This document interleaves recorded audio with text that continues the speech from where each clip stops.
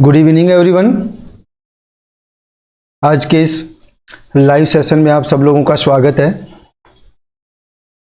हम लोग डिस्कस कर रहे थे नेम रिएक्शंस आज के और नेम रिएक्शंस में मैंने आपको बताया था कि किस तरीके से हम लोगों को नेम रिएक्शंस याद रखनी है।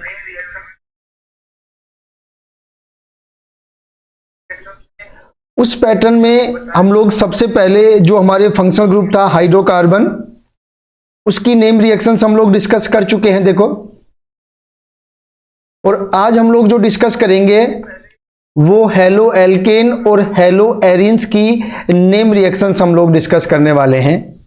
इन सारी नेम रिएक्शंस को मैं वन बाय वन करके बता देता हूं आप लोगों को। ज्यादा टिपिकल है नहीं, जो हेलो एल्केन और हेलो एरिन्स हैं उनकी नेम रिएक्शंस बिल्कुल सिंपल नेम रिएक्शंस हैं जो आपकी अच्छी तरह से पढ़ी हुई भी हैं। तो देखो, यहां पे हम लोग 10 नेम रिएक्शंस डिस्कस करेंगे।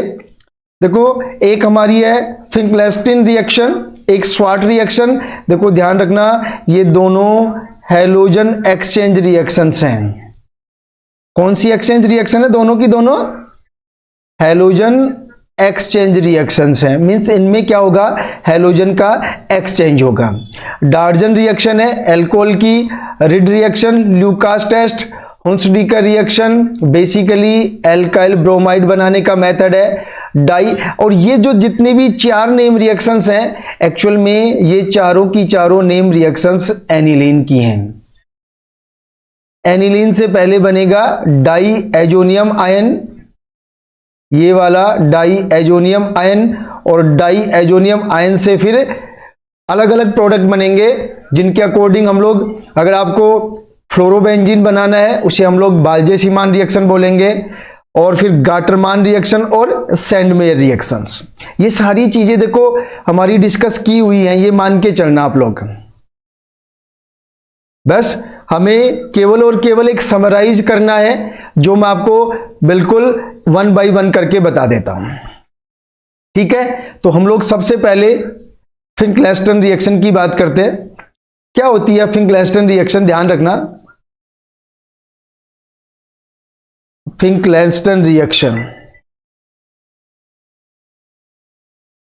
देखो इस रिएक्शन में क्या होता है बेसिकली आपको ध्यान रखना है, ये हैलोजन एक्सचेंज रिएक्शन है। हैलोजन का एक्सचेंज होगा और बेसिकली इस रिएक्शन के थ्रू एल्किल आयोडाइड की प्रिपरेशन की जाती है। ठीक है, होता क्या है इस पूरी रिएक्शन में, अगर आपके पास कोई एल्किल हैलाइड है और यहाँ पे आपका जो एक्स है वो क्लोरीन भी हो सकता है और ब्रोमीन भी हो सकता है, और जब हम लोग इसकी रिएक्शन सोडामाइड से करवाएंगे, ये बड़ा इंपॉर्टेंट वैल्यू है, और सोडामाइड से करवाएंगे तो आपको पता है यहाँ पे RI बन जाएगा और आपका यहां से क्या निकल जाएगा, NaX, सोडियम जो भी क्लोराइड होगा, ब्रोमाइड होगा, और एल्काइल आयोडाइड का फॉर्मेशन होगा। ध्यान रख लेना। और इस रिएक्शन में हम लोग सॉल्वेंट यूज करते हैं एसीटोन। ठीक है, देखो सबसे इंपॉर्टेंट चीज ये है कि यहां पे जो रिएक्शन होती है वो SN2 मैकेनिज्म से होती है। ध्यान रख लेना, SN2 मैकेनिज्म का सीधा सा मतलब है कि सोडियम आयोडाइड से I- न्यूक्लियोफाइल बनेगा और ये RX पर एज ए न्यूक्लियोफाइल अटैक करेगा, तो ये X बाहर चला जाएगा और आपका RI का फॉर्मेशन हो जाएगा। ठीक है, तो कुछ बेसिकली जो इंपॉर्टेंट चीज है वो यही है कि यहां पे जो मैकेनिज्म फॉलो होती है वो कौन सी मैकेनिज्म फॉलो होगी, SN2 मैकेनिज्म फॉलो होगी। तो ध्यान रखना, देखो ध्यान रखना, ये एक सिंगल लाइन में क्वेश्चन पूछे जाते हैं और आप लोग वहां पे कंफ्यूज हो जाते हो वहां पे। तो ध्यान रखना, इन सिंपल रिएक्शंस का कुछ एग्जांपल्स मैंने लिखे हैं, उनको हम लोग देख लेते हैं। मान लो आपके पास है बेंजाइल क्लोराइड और इसकी रिएक्शन हम लोग सोडियम आयोडाइड से करवाएंगे। वही किसकी प्रेजेंस में, एसीटोन की प्रेजेंस में SN2 मैकेनिज्म होगी, और SN2 होगी तो यहां पे आपका क्लोरीन की जगह आ जाएगा आयोडीन। ठीक है, ऐसे ही अगर हम लोग यहां पे, अब देखो ये बड़ा इंपॉर्टेंट पहलू है, ध्यान रखना। यहां पे मान लो ये Cl है आपका, ये Cl बिलो द प्लेन है और इसकी रिएक्शन हम लोग सोडियम आयोडाइड से करवाएंगे।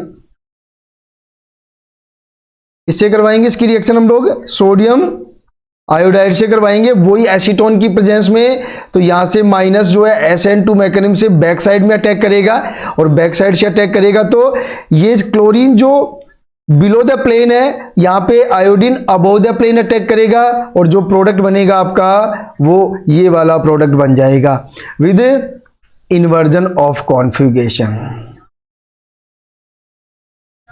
With inversion of configuration. ध्यान रखना, बहुत इंपॉर्टेंट चीजें हैं ये सारी मैकेनिज्म आप लोगों को पता होनी चाहिए। एक एग्जांपल और देख लेते हैं।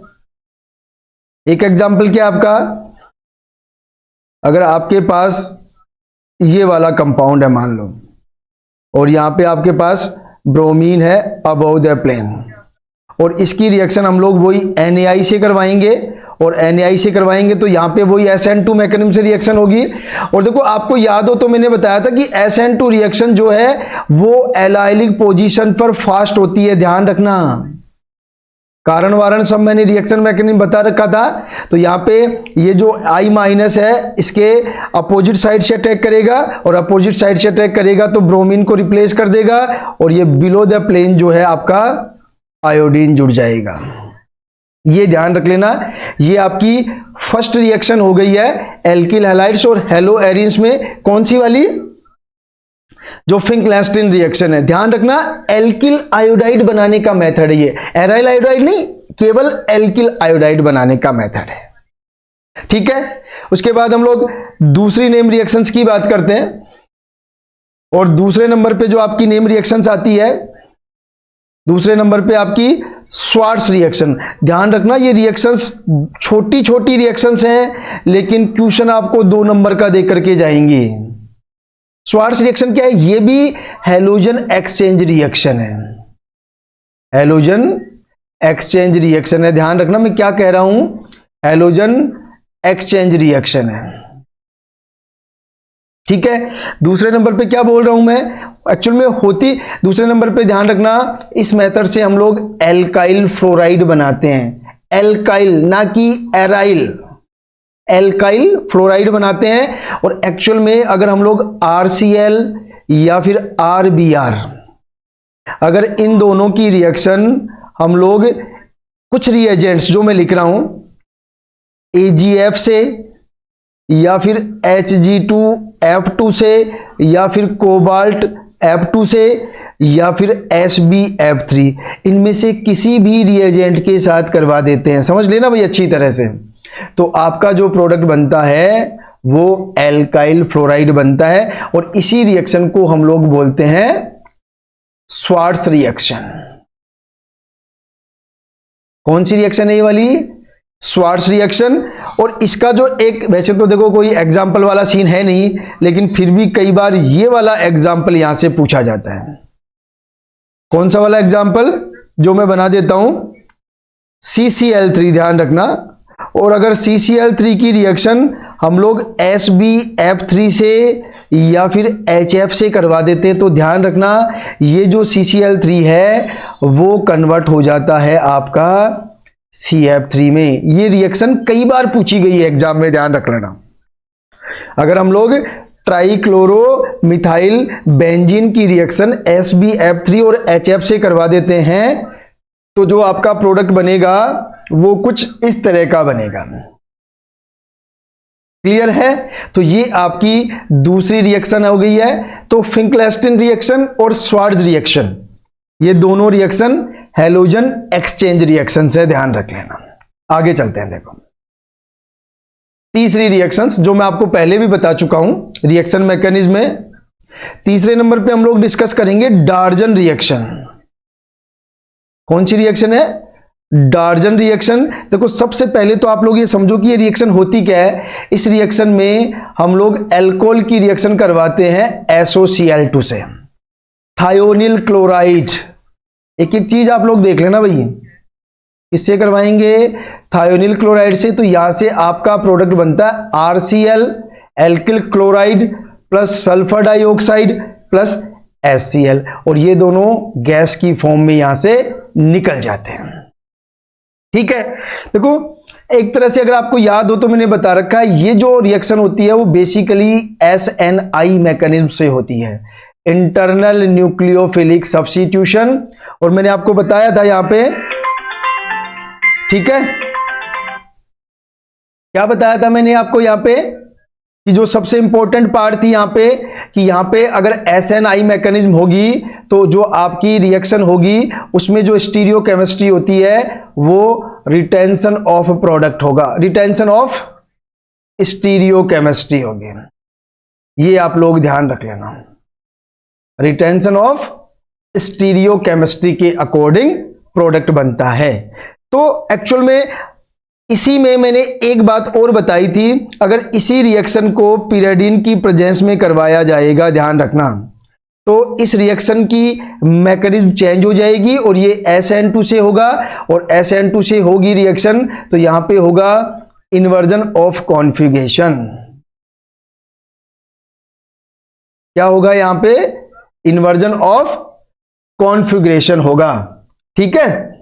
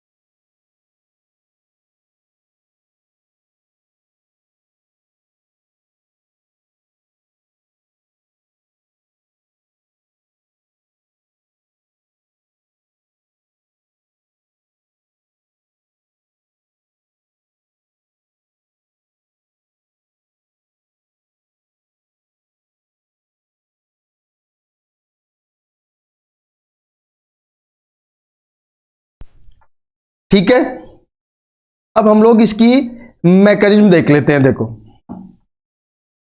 इसकी बात कर लेते हैं हम लोग, इसकी मैकेनिज्म की बात कर लेते हैं। देखो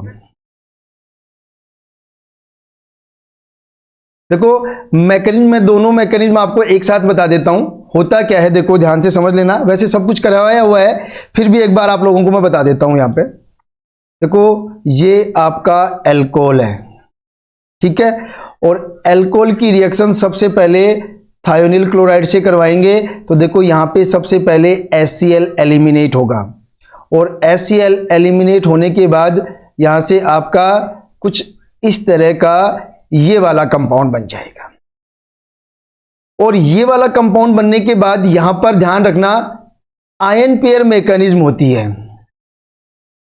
कौन सी मैकेनिज्म होती है? आयन पेयर मैकेनिज्म होती है। और आयन पेयर मैकेनिज्म में क्या होता है ध्यान से समझना।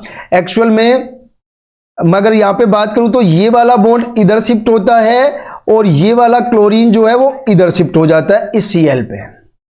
तो ये जो रिएक्शन है वो आयन पेयर या SNI मैकेनिज्म से होती है। तो जैसे ही ये वाला बॉन्ड ब्रेक होगा, ये वाला Cl जो है एज ए न्यूक्लियोफाइल इस पे जुड़ जाएगा, तो यहाँ पे रिटेंशन ऑफ कॉन्फ़िगरेशन हो जाएगा, और रिटेंशन ऑफ कॉन्फ़िगरेशन होगा तो आपका ये वाला प्रोडक्ट बन जाएगा।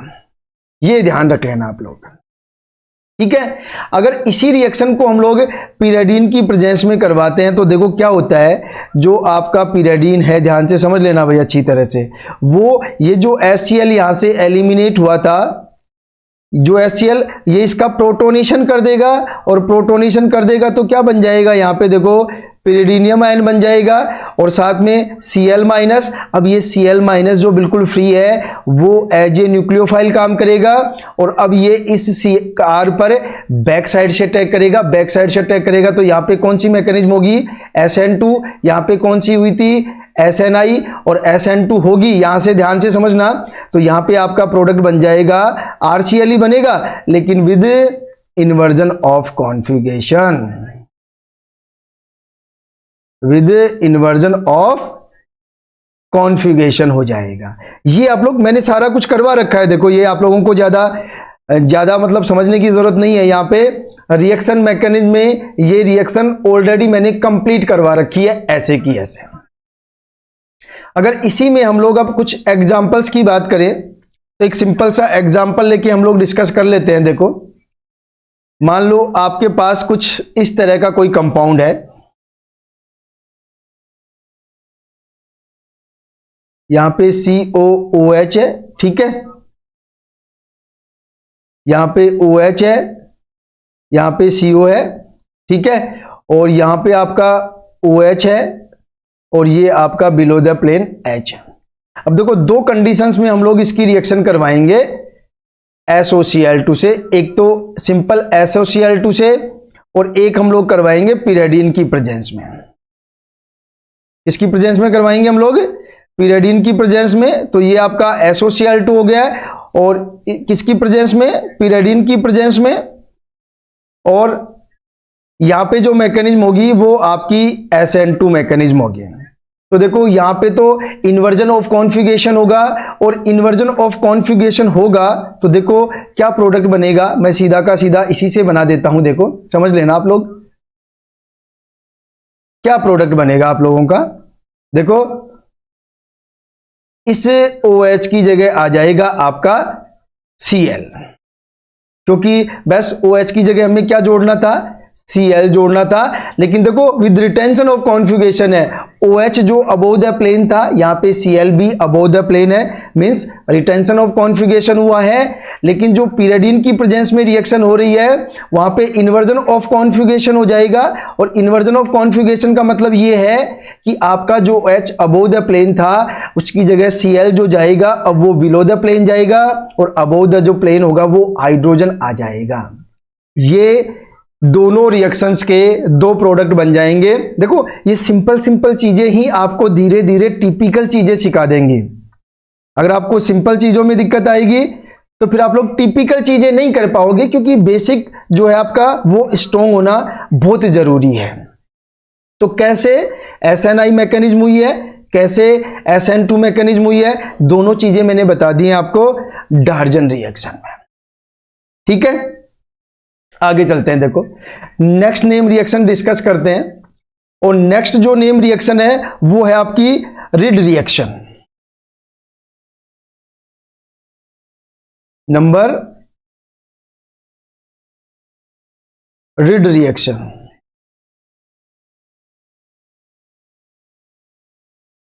रिड रिएक्शन में क्या है? देखो, मैं बता दूं, ये एक तरह से क्लोरोसल्फोनेशन रिएक्शन है, क्लोरोसल्फोनेशन रिएक्शन है। देखो, क्लोरोसल्फोनेशन में होता क्या है और कैसे होगा सल्फोनेशन। देखो, मान लो कोई भी आपकी ये एल्केन है, और जब एल्केन की रिएक्शन हम लोग सल्फर डाइऑक्साइड से और Cl2 से करवाते हैं तो ध्यान रखना आपके पास, और ये ध्यान रखना ये रिएक्शन सनलाइट की प्रेजेंस में करवाई जाती है, तो यहां पे आपका बनता है SOCl2। देखो, इन दोनों को कई बार ऐसे भी लिख दिया जाता है सीधा का सीधा, इसको लिखते हैं क्लोरो सल्फ्यूरल क्लोराइड, इसको बोलते हैं सल्फ्यूराइल क्लोराइड। ये नाम जरूर ध्यान रख लेना भाई। ये जो एग्जाम्स होती हैं स्टेट की, इनमें से बहुत सारे क्वेश्चंस जो हैं वो बाय नेम पूछे जाते हैं। अब देखो, सनलाइट आ गई तो ये रिएक्शन किसके थ्रू होगी? फ्री रेडिकल के थ्रू होगी। ये कॉमन चीजें हैं जो आपको पता होनी ही चाहिए, ध्यान रख लेना अच्छी तरह से, ठीक है। अगर वैसे तो कोई मतलब नहीं, सिंपल सा इतना ही पूछा जाता है, फिर भी अगर रिएक्शन मैकेनिज्म की बात करें तो देखो क्या होता है, ये आपका सल्फ्यूरल क्लोराइड, और सबसे पहले देखो क्या होगा, यहां पे इस बॉन्ड का होमोलाइटिक क्लीवेज होगा सनलाइट की प्रेजेंस में, और होमोलाइटिक क्लीवेज होगा तो आपके पास दो फ्री रेडिकल बन जाएंगे, एक ये वाला फ्री रेडिकल और एक Cl फ्री रेडिकल, ठीक है।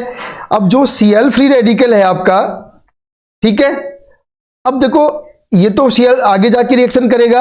अगर इस फ्री रेडिकल की अगर हम लोग बात करें यहां पे, तो ध्यान रखना अब इस बॉन्ड का होमोलाइटिक क्लीवेज होगा, और इस बॉन्ड का होमोलाइटिक क्लीवेज होने के बाद एक तो आपका रह जाएगा SO2 और एक आपका निकल जाएगा वापस क्लोरीन फ्री रेडिकल, ठीक है। अब देखो इसके बाद क्या होगा, ये जो क्लोरीन फ्री रेडिकल है वो आपका RH के साथ रिएक्शन करेगा और ये बना देगा RCl plus H free radical. ठीक है, क्या बना देगा आपका, सॉरी ये मैंने गलत बना दिया, RCl नहीं बनेगा, पहले मैं बता देता हूं, इसका भी होमोलाइटिक क्लीवेज होगा। होमोलाइटिक क्लीवेज होगा तो ये फ्री रेडिकल, ये फ्री रेडिकल, यहां पे R फ्री रेडिकल बनेगा प्लस HCl निकल जाएगा, और ये R फ्री रेडिकल अब इस फ्री रेडिकल के साथ रिएक्शन कर लेगा, तो आपका R फ्री रेडिकल प्लस ये वाला फ्री रेडिकल, और इन दोनों के बीच बॉन्ड फॉर्मेशन होगा, बॉन्ड फॉर्मेशन होगा तो आपका बन जाएगा RSO2Cl। ये आपका फाइनल प्रोडक्ट होगा इस रिएक्शन का। चेक कर लो भाई आप लोग अच्छी तरह से, ये रिड रिएक्शन है। एक एक रिएक्शन का आपको नाम ध्यान रखना है, उसकी मैकेनिज्म ध्यान रखनी है, उसका प्रोडक्ट क्या बन रहा है वो आप लोगों को ध्यान रखना है, तब जाके आपका सारा काम सही होगा। ये ध्यान रख लेना अच्छी तरह से, ठीक है। नेक्स्ट नेम रिएक्शन पे चलते हैं, और जो नेक्स्ट नेम रिएक्शन है आपकी वो है आपकी ल्यूकास टेस्ट। देखो वैसे तो आपको सबको ही पता है ल्यूकास टेस्ट किस लिए यूज करते हैं, तो मैं आपको बता देता हूं फटाफट। ल्यूकास टेस्ट में क्या होता है, मान लो आपका कोई अल्कोहल है और उस अल्कोहल की रिएक्शन हम लोग करवाते हैं कंसंट्रेट HCl और एनहाइड्रस ZnCl2 से, तो आपका बनता है एल्किल क्लोराइड प्लस H2। तो एक तरह से ये एल्किल हैलाइड बनाने का मेथड है, ध्यान रख लेना। और एल्किल हैलाइड में भी पर्टिकुलर एल्काइल क्लोराइड बनाने का मेथड है, ध्यान रख लेना, ठीक है। ये जो टेस्ट है, इस टेस्ट का यूज हम लोग 1 डिग्री 2 डिग्री और 3 डिग्री एल्कोहल्स में डिफरेंशिएट करने के लिए करते हैं, ठीक है। इस रिएक्शन में क्या होता है कि जो एल्कोहल्स होते हैं आपके वो कन्वर्ट हो जाते हैं एल्किल क्लोराइड में, और ये एल्किल क्लोराइड का जो आइडेंटिफिकेशन है वो आइडेंटिफिकेशन टर्बिडिटी की फॉर्म में किया जाता है। मींस जब भी अल्कोहल से एल्किल हैलाइड्स बनेंगे तो जो आपका सॉल्यूशन होगा, जो रिएक्शन मिक्सचर होगा, उसमें टर्बिडिटी आ जाएगी, ठीक है। जो मोस्ट इंपॉर्टेंट पार्ट है कि हम लोग डिफरेंशिएट कैसे करते हैं 1 डिग्री 2 डिग्री और 3 डिग्री अल्कोहल में, ध्यान रख लेना अच्छी तरह से। एक्चुअल में ये जो रिएक्शन है वो SN1 के मैकेनिज्म के थ्रू होती है, जिसमें कार्बोकैटायन इंटरमीडिएट बनता है। तो ध्यान रखना, अगर आपका अल्कोहल 3 डिग्री है तो वहां से मोर स्टेबल कार्बोकैटायन बनेगा, और 3 डिग्री जो कार्बोकैटायन या जो 3 डिग्री अल्कोहल है वो इमीडिएटली, ध्यान रखना क्या कह रहा हूं, इमीडिएटली टर्बिडिटी शो कर देता है। मतलब जैसे ही रिएक्शन मिक्सचर मिलाया टर्बिडिटी शो हो जाएगी। जो 2 डिग्री एल्किल हैलाइड अल्कोहल होगा उसकी रिएक्टिविटी कम होगी, तो उसमें 5 मिनट्स के बाद टर्बिडिटी आएगी, और जो 1 डिग्री अल्कोहल है उनकी रिएक्टिविटी और भी कम होगी, तो लगभग 30 मिनट के बाद टर्बिडिटी आएगी। और वो भी कब आएगी, जब हम लोग रिएक्शन मिक्सचर को हीट देंगे। ये तीनों चारों चीजें अच्छी तरह से समझ लो। 3 डिग्री अल्कोहल उसमें कंसंट्रेट HCl और ZnCl2 डालते ही टर्बिडिटी देगा, जबकि 2 डिग्री अल्कोहल जो है 5 मिनट के बाद टर्बिडिटी देगा, और 1 डिग्री अल्कोहल लगभग 30 मिनट के बाद जो है टर्बिडिटी शो करता है, ठीक है भाई। ये आपका लुकास टेस्ट हो गया है।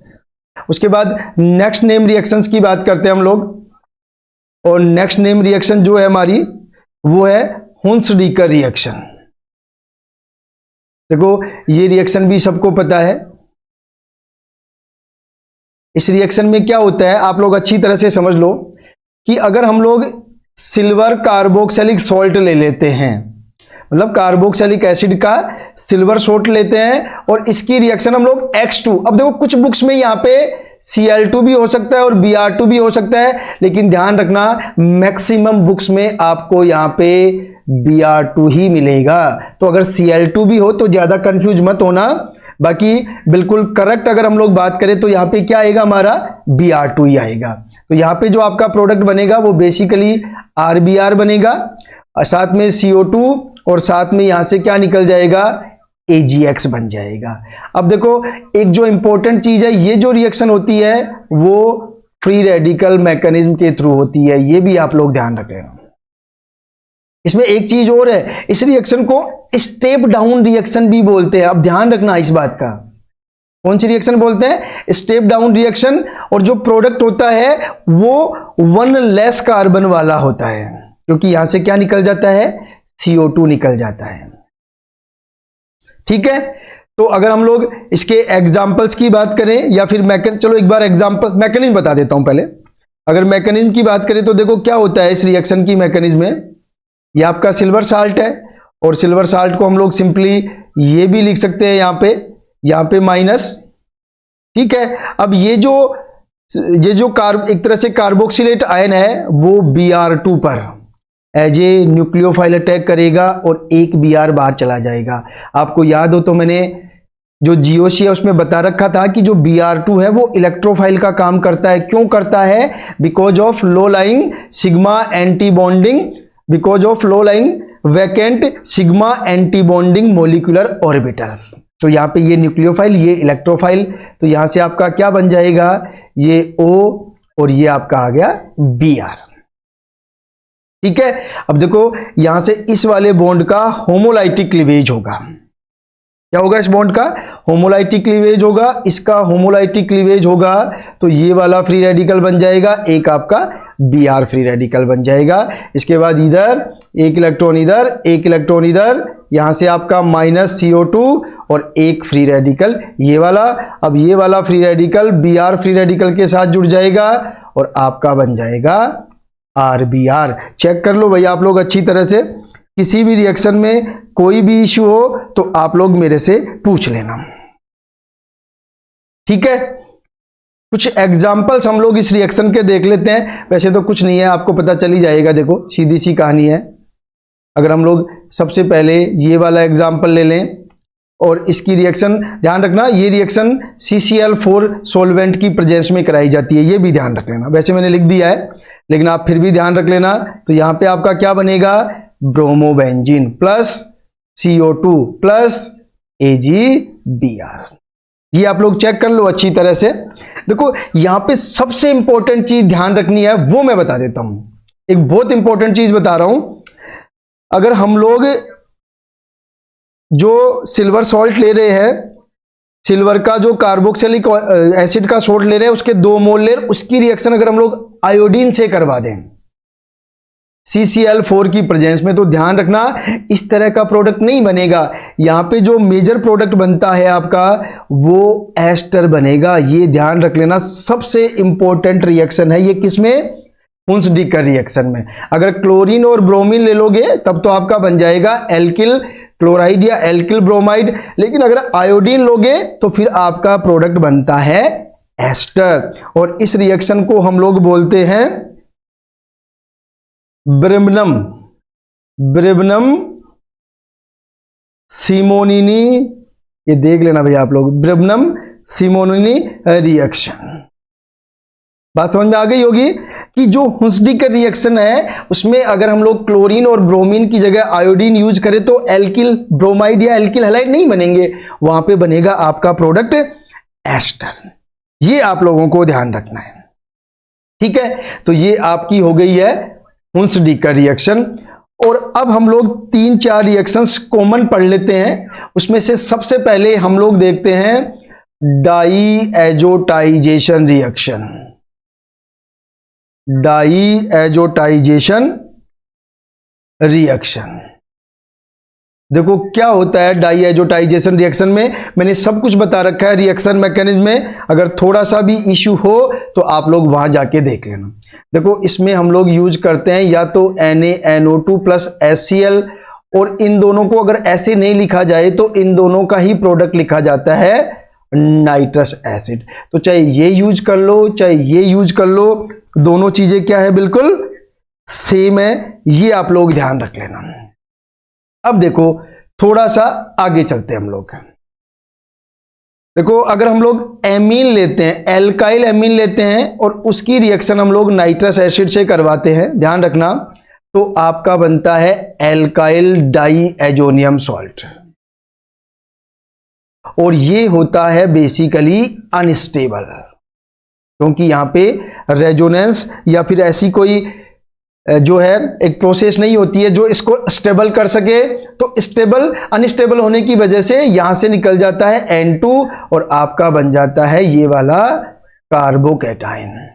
अब ये कार्बोकैटायन है तो आप इसकी अगर H2O से रिएक्शन करवा दोगे तो ये बन जाएगा आपका एल्कोहल, सीधी सी बात है। और अगर आप इसकी रिएक्शन करवा दोगे HCl से तो ये बन जाएगा एल्किल हैलाइड।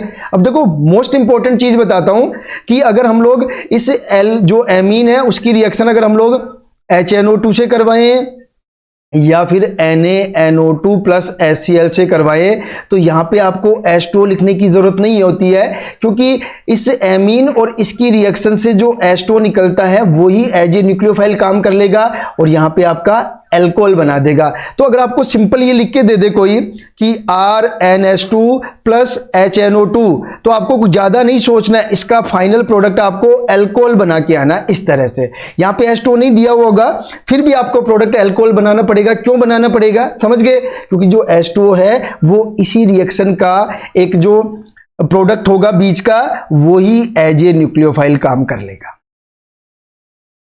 तो ये तो कहानी हो गई है एलिफेटिक एमीन्स की। अब अगर हम लोग एरोमेटिक एमीन्स की बात करें तो देखो इसकी प्रोसेस मैंने बता रखी है, आपको कुछ नहीं करना। ये आपका एनिलीन है और अगर इसकी रिएक्शन हम लोग HNO2 से करवाएंगे तो यहां पे आपका बनेगा डाईएजोनियम सॉल्ट। बट ये डाईएजोनियम सॉल्ट जो है वो स्टेबल होता है क्योंकि ये रेजोनेंस के थ्रू स्टेबलाइज्ड हो जाता है। लेकिन आगे की कहानी सेम ही होती है। अगर यहां से इसको निकाल दे N2 को तो यहां पे आपका बन जाता है carbocation, aryl carbocation, benzyl carbocation मतलब बेंजिल कार्बोकैटायन, एराइल कार्बोकैटायन बन जाएगा। बेंजाइल अलग चीज होती है, ध्यान रखना इस चीज का। इसको बेंजीनियम कार्बोकैटायन भी बोल देंगे। और अब इस पर वही कहानी, अगर H2O का अटैक करवा दे तो क्या बन जाएगा आपका फिनोल, और अगर इस पे HCl का अटैक करवा दे तो क्या बन जाएगा वही आपका Cl। ये ध्यान रखना, ये एराइल कार्बोकैटायन है, या हम लोग इसको एक तरह से फेनिल कार्बोकैटायन भी बोल सकते हैं, ये भी आप लोग ध्यान रख लेना। तो एक बोलने का तरीका होता है, आप ये मत सोच लेना कभी ये बोल दिया वो गलत है वो सही नहीं, कोई गलत नहीं है कोई सही नहीं है, बस नजरिया है कि आप बोलना क्या चाह रहे हो उसको, ठीक है। अब देखो इसी रिएक्शन को आगे जाके हम लोग 3 पार्ट्स में डिवाइडेड कर देते हैं। बस ये रिएक्शंस मैंने बता रखी हैं, बस मैंने कोशिश की है कि सारी नेम रिएक्शंस जो हैं वो आपको एक जगह मिल जाएं। तो अगर मान लो आपका ये है बेंजीन डाईएजोनियम सॉल्ट, ठीक है, और अगर इसकी रिएक्शन हम लोग हाइड्रोफ्लोरोबोरिक एसिड से करवा देते हैं तो आपका प्रोडक्ट बनता है फ्लोरोबेंजीन। ध्यान रखना, फ्लोरोबेंजीन बनाने की जो रिएक्शन है उसको हम लोग बोलते हैं बाल्ज-सीमान रिएक्शन। कौन सी रिएक्शन है? बाल्ज-सीमान रिएक्शन। अच्छी तरह से समझ लेना भाई, कौन सी रिएक्शन है? बाल्ज-सीमान रिएक्शन। और भी इंपॉर्टेंट बात बताता हूं, ये जो रिएक्शन है वो SN1 मैकेनिज्म से होती है, क्योंकि यहां से ये निकलेगा तो पहले आपका एराइल कार्बोकैटायन बनता है, इसलिए इस कार्बोकैटायन पे F- as a nucleophile attack करेगा। तो ये जो पूरी मैकेनिज्म होती है वो AR-SN1 मैकेनिज्म से होती है, ठीक है। इसी को हम लोग आगे जाके 2 पार्ट में और डिवाइडेड कर देते हैं। अगर हम लोग इसी वाले बेंजीन डाईएजोनियम सॉल्ट की रिएक्शन ध्यान से समझ लेना, इसी बेंजीन डाईएजोनियम सॉल्ट की रिएक्शन Cu2Cl2 से करवा दें या फिर Cu2Br2 से करवा दें, ठीक है, इन प्रेजेंस ऑफ HCl। देखो ये कई बार आपको ऐसे भी लिखा हुआ मिलेगा CuCl HCl, ये आपको कई बार ऐसे भी लिखा हुआ मिलेगा CuBr HBr। इस कंडीशन में जो आपका प्रोडक्ट बनता है वो आपका बनता है क्लोरोबेंजीन और ब्रोमोबेंजीन, ध्यान रख लेना। और इस कंडीशन में इस रिएक्शन को बोलते हैं सैंडमेयर रिएक्शन। कौन सी रिएक्शन है ये? सैंडमेयर रिएक्शन, ध्यान रख लेना भाई अच्छी तरह से। और अगर इसी कंपाउंड की रिएक्शन बेंजीन डाईएजोनियम सॉल्ट की रिएक्शन अगर हम लोग कॉपर से HCl की प्रेजेंस में करवा दें या फिर कॉपर से HBr की प्रेजेंस में करवा दें तो वो ही 2 सेम प्रोडक्ट बनेंगे, क्लोरोबेंजीन या फिर ब्रोमोबेंजीन, बट इस कंडीशन में इस रिएक्शन को जो है हम लोग बोलेंगे गाटरमान रिएक्शन। कौन सी रिएक्शन बोलेंगे इसको?